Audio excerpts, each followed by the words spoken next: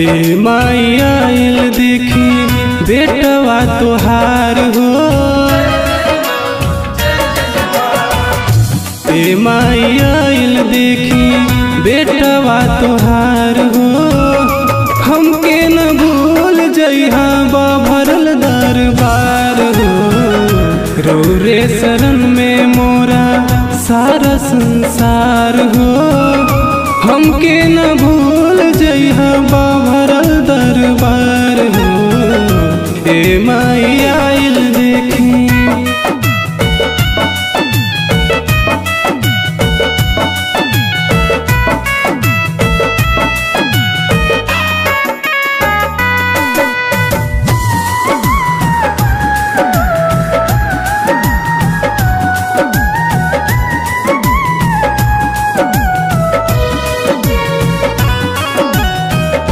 नौ दिन रह के माई जालू कौन देश हो। माई के बिना बिटवा रही जाला शेष हो। जय माँ जय जय माँ। नौ दिन रह के माई जालू कौन देश हो। माई के बिना बिटवा रही जाला शेष हो। माइयों के माई तू ही देव सरकार हो। माइयों के माई तू ही देव सरकार हो। हमके न भूल जइहा बा भरल दरबार हो। ए माई आइल देखी बेटवा तोहार हो।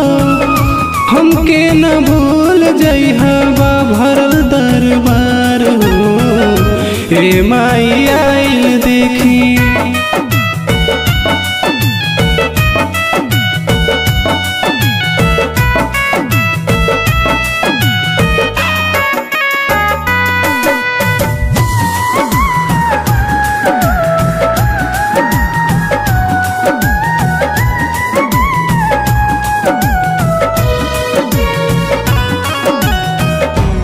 चिरा के छैया रखिला लागी जाई धूप हो।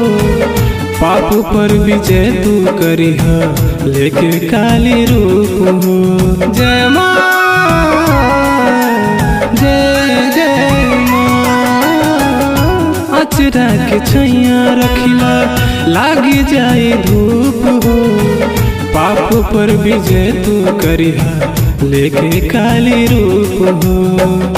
भक्ति में गावे राजा गीत बार बार हो। भक्ति में गावे राजा गीत बार बार हो। हमके न भूल जइहा बा भरल दरबार हो। ए माई आइल देखी बेटवा तोहार हो। हमके न भूल जइहा बा भरल दरबार हो। ए माई आइल देखी।